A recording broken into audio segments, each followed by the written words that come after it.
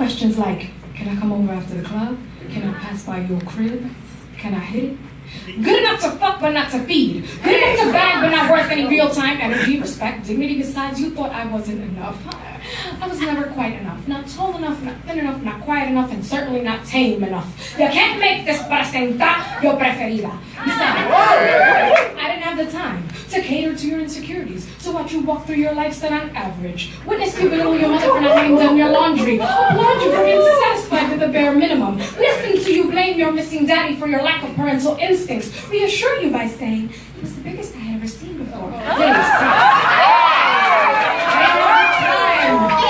didn't have the time because the need to feed all the hollow spaces in my soul claimed priority. I was nourishing a thick skin with a determination to affix my own labels, rearranged all the scarlet letters on my chest to create poetry. Yeah, to be anyone's disappointment. My descendancy stems from estrogen, too strong to be held in contempt, too expansive to be held captive, too potent to succumb to people's preconceived inconsistencies. So please, don't confuse my being single for being lonely, bitter, empty. I am selective. No need to fabricate fairy tales or fantasies when the trial and error of being a single mother was my reality. Walking a tightrope between what was expected of me and how much I could actually do. Holding my breath when 2 jobs still couldn't pay the bills. Holding my eyes to finish term papers when exhaustion settled. Holding back tears just to keep my daughter believing I was strong. Held myself together with emotional armor and education, hoping to one day forsake and replace all this goddamn heartache. To find someone who could see my daughter as more than just an impediment, a mistake, esa niña, who I vowed would not live off food stamps forever deserved more. La hija de esta perceived puta was willing to make space for someone who could make her mommy smile. So as you were counting all my faults, tallying up my have-nots, filling in that column of cons, you forgot to add that I am nobody's pillow princess. I'm not cut from the cloth of complacency or satisfied with what is. I'm not resolved to living in my social caste. I'm not willing to blindly and unknowingly give you my ass. I am not the daughter of pendeja or naive. I'm not the cousin to a stupida, simpleton, or too afraid to watch you leave. Because all of this is worth the time. All of this is worth the wait. All of this is worth the hands of a real man. And I was never meant to be your girl. Because I was too much of a woman for you to handle.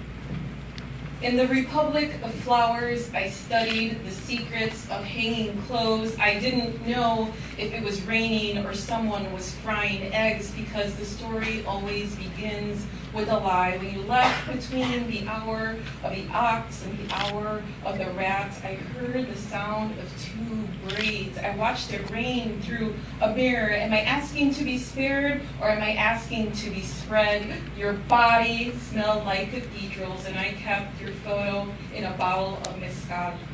Semen salt, wolf's teeth. You should have touched my eyes until they blistered. Kissed the skin of my instep for thousands of years. Sealed meat never spoils. Won't even crystallize. I saw myself snapping a swan's neck. I needed to air out my eyes, the droplets on a spider web, and the grace they held. Who gave me permission to be this person, to drag my misfortune on this leash made of gold?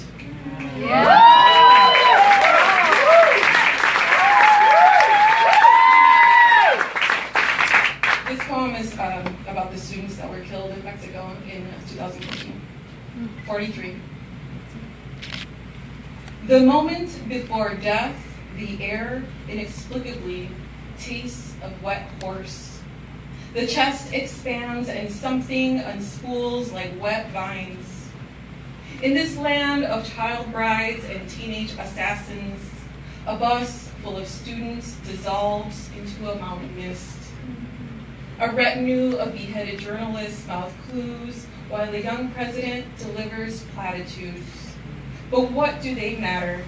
The students don't know the kilos of heroin stored below them. A boy of 18, eyes gray as bathwater, charts a man's face under his black mask. Why even bother, the boy wonders. The night's only witnesses, the stars, an ocelot, a single strand of hair caught in a barbed wire. Even the sopilotes won't eat the glut of the unsayable. The bloodbirds hiss and grunt while a man with pointed teeth whistles a love song. Why waste time with metaphors? The body is kindling.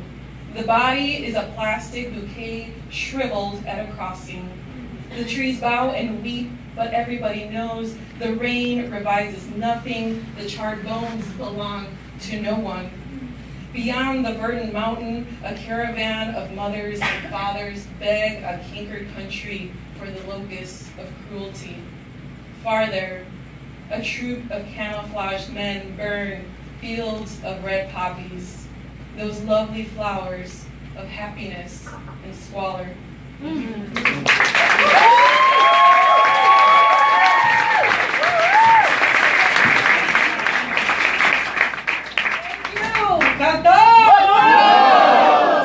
Sanchez,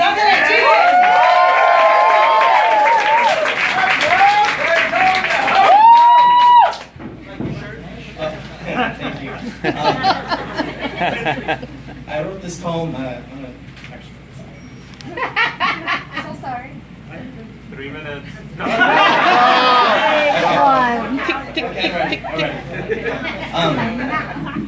I wrote this poem at CantoMundo because the environment here is so welcoming and encouraging.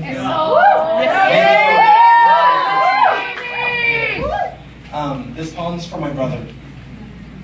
What I didn't tell you. You can ask me anything, even about my first kiss, which was at your age, and it tasted like stale beer. I used to feel guilty swallowing the pulse of another man, but now I know there are several ways to pray.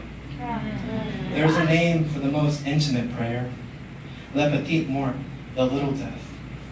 If, when your lover rakes your back, you recall the flock of worshipers surrounding you like carrion when they learned you're gay, their hands digging into your shoulders, their voices squawking for your salvation, remind yourself you must die to resurrect. Never forget what the Bible says. When two people worship, you create a church no matter where you are. The backseat of your lover's car or the darkest corner of Woodward Park. These are some of the things I wanted to tell you that night in April. You called me for help with your history report about the gay rights movement. Neither of us admitted what we knew about each other. Those white lies we tell ourselves sometimes, surrounding us like flies that know something's dying. I started with the ancient Greeks, told you it was normal for them, that for one brief moment, they were allowed to write their own histories and religion, organizing the stars, forming celestial bodies like Orion flexing in the sky, his arms open in victory, his belt hanging below his waist. But Orion was punished for his confidence, as scorpions poked